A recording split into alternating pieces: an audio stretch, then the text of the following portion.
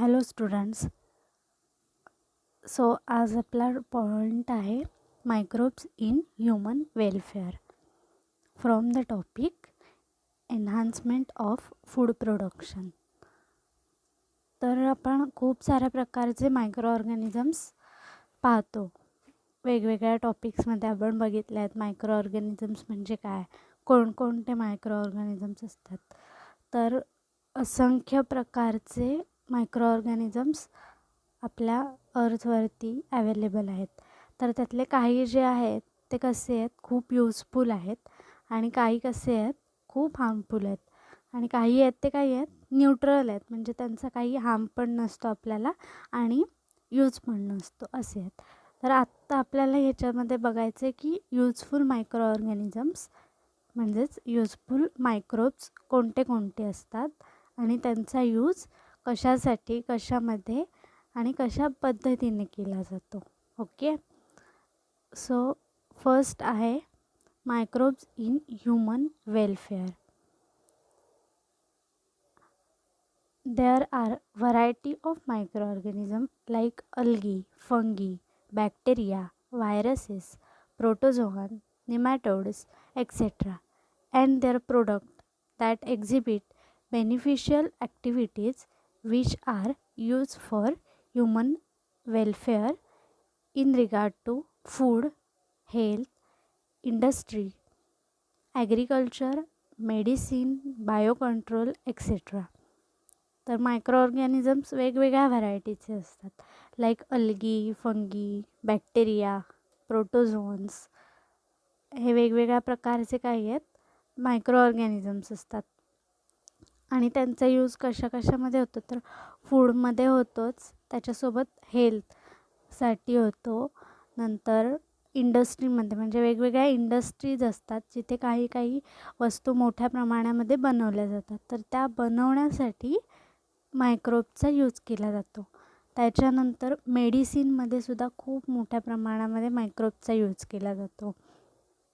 These organisms are used variously in food and feed technology, industry, waste utilization, energy, etc. तर हे जे काही organisms असतात, microbes असतात, ते फूडमध्ये सुद्धा यूज केले जातात आणि फीड टेक्नॉलॉजी म्हणजे जे काही फीडिंगसाठी असतं. तर फीडिंग म्हणजे काय, तर वेगवेगळ्या प्रकारचे जे काही आपले ॲनिमल्स असतात त्यांना फीडिंगसाठी जे काही फूड येतं, त्यांना खायला घालण्यासाठीचं जे काही फूड असतं ते फूड बनवण्यामध्ये सुद्धा ह्या मायक्रोबचा यूज केला जातो. त्याच्यानंतर वेगवेगळ्या इंडस्ट्रीजमध्ये, नंतर वेस्ट युटिलायझेशनमध्ये पण खूप चांगल्या प्रकारे यूज केला जातो मायक्रोबचा, जेणेकरून काय होतं, तर जे काही वेस्ट असेल ते इझिली आणि फास्टली डिग्रेड होऊन गेलं पाहिजे, डिझॉल्व होऊन गेलं पाहिजे म्हणून. तर हे वेगवेगळे काय आहेत, यूज आहेत. सो फर्स्ट आहे मायक्रोब्स इन फूड प्रिपरेशन. तर फूड प्रिपरेशनमध्ये कसा यूज होतो, तर आपल्याला माहिती आहे डोसा, ढोकळा अँड इडली हे पदार्थ जे असतात ते आपण सगळ्यांनी खाल्लेले आहेत. The dosa, idli and dhokla are fermented products produce due to activity of bacteria. तर हे जे काही आहेत डोसा, इडली, ढोकळा हे जे काही प्रोडक्ट्स आहेत ते कसे आहेत, फर्मेंटेड आहेत. म्हणजे आता आपल्याला माहिती आहे ना सगळ्यांना की डोसा आणि इडली करायची असेल तर आपण लगेच करतो का, नाही. तर त्याच्यासाठी काय करतो, थोडा वेळ किंवा आदल्या दिवशी वगैरे आपण जे काही वेगवेगळ्या डाळी असतील, तांदूळ असतील ते भिजत घालतो आणि नंतर दुसऱ्या दिवशी आपण डोसा वगैरे करतो. किंवा जर इन्स्टंटली करायचं असेल तर वेगवेगळ्या काही ना काहीतरी प्रोडक्ट ॲड करतो त्याच्यामध्ये, जेणेकरून इझिली फर्मेंटेशन होतं त्याचं आणि ते फ्लफी होऊन त्याच्यातून वेगळे ते आपल्याला जे प्रोडक्ट पाहिजेत ते मिळतात. They are fermented preparation of rice and black gram with airborne Leuconostoc and Streptococcus species of bacteria. तर हे जे काही फर्मेंटेशन केलं जातं ते कसलं असतं, राईस किंवा वेगवेगळे काय डाळी वगैरे असतील त्यांचं. आणि काय होतं, कसं काय फर्मेंटेशन होतं, तर दोन बॅक्टेरियाच्या स्पेसीज आहेत, ल्युकोनोस्टॉक अँड स्ट्रेप्टोकोकस. तर ह्या ज्या दोन स्पेसीज आहेत त्या एअरबॉर्न स्पेसीज आहेत, म्हणजे काय आहेत, हवेमध्ये सगळीकडे अवेलेबल असतात. आणि मग काय होतं, जेव्हा आपण एखादी वस्तू ठेवून देऊ तर त्याचं इझिली फर्मेंटेशन व्हायला सुरुवात होते. ह्या ज्या काही दोन स्पेसीज आहेत त्यांच्यामुळे. CO2 produce during fermentation causes puffing of the डो. तर जो काही डो असतो, आता आपला ढोकळा वगैरे जो काही असेल, तर त्याला काय होतं, ढोकळा तयार झाल्यावरती त्याच्यामध्ये जाळ्या सुटतात, म्हणजे एकदम स्पंजी त्याचं नेचर तयार होतं. तर ते कशामुळे होतं, तर जे काही फर्मेंटेशन होत असतं त्याच्यामध्ये CO2 प्रोड्यूस होतं आणि ते CO2 झालेलं प्रोड्यूस असतं, त्याच्यामुळे बबल्स येतात छोटे छोटे त्या डोमध्ये, म्हणून आपल्याला ते तशा पद्धतीचं स्ट्रक्चर दिसतं. सेकंड आहे microbes as the food source. Some microbes or their fruiting bodies are directly used as a source of food as they are rich in vitamins and proteins. आता जसं की आधी काय बघितलं आपण, तर डायरेक्टली फूड प्रिपरेशनसाठी यूज होतो त्यांचा. आता नेक्स्ट काय आहे, तर फूड सोर्स म्हणजे वेगवेगळे फूड बनवताना त्याच्यामध्ये टाकले जातात. तर त्याच्यामध्ये एक मेन आहे SCP.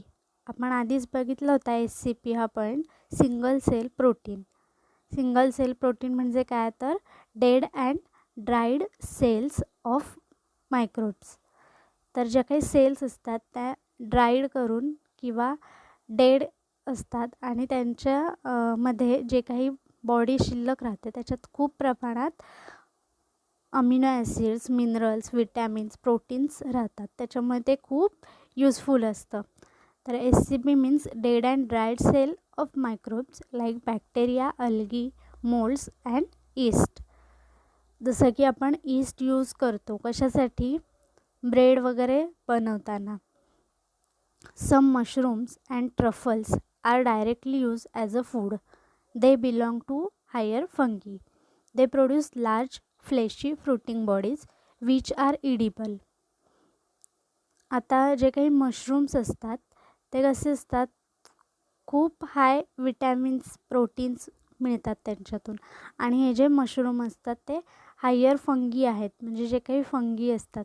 आता फंगस म्हणजे काय, एकदम छोटी छोटी पण असते आणि सर्वात मोठी म्हणजे कुठली असतात, तर मशरूम असतात. आणि सर्वात छोटे जे फंगी असतात ते आपल्याला इवन डोळ्याने दिसत पण नाहीत, नेकेड आईजने. जेव्हा आपण ते मायक्रोस्कोप खाली बघू तेव्हा दिसतात.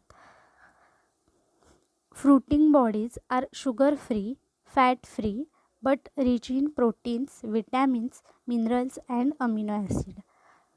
तर हे जे काही फ्रुटिंग बॉडीज असतात म्हणजे काय असतात, त्या तर शुगर फ्री असतात आणि त्याच्यामध्ये खूप साऱ्या प्रमाणात प्रोटीन्स, विटॅमिन्स, मिनरल्स आणि अमिनो ॲसिड्स प्रेझेंट असतात, जे की आपल्याला कशासाठी आहेत, हेल्दी लाईफसाठी यूजफुल ठरतात. त्याच्यानंतर थर्ड आहे dairy products. Lactic acid bacteria like lactobacillus are added to milk. तर डेअरी प्रोडक्ट्स म्हणजे काय, मिल्कमध्ये कसा यूज होतो, लॅक्टिक ॲसिड बॅक्टेरिया जे असतात ते मिल्कमध्ये प्रेझेंट असतात. तर लॅक्टोबॅसिलस हे जे असतं ते मिल्कमध्ये जेव्हा आपण ॲड करतो तर काय होतं, it ferments lactose sugar of milk into lactic acid. तर जे काही जेव्हा आपण हे लॅक्टोबॅसिलस बॅक्टेरिया असतात ते ॲड करतो मिल्कमध्ये, तर काय करतात, मिल्कचं फर्मेंटेशन करतात आणि मिल्कमध्ये जी लॅक्टोज शुगर असते तिचं कन्व्हर्जन करून ते लॅक्टिक ॲसिडमध्ये होतं.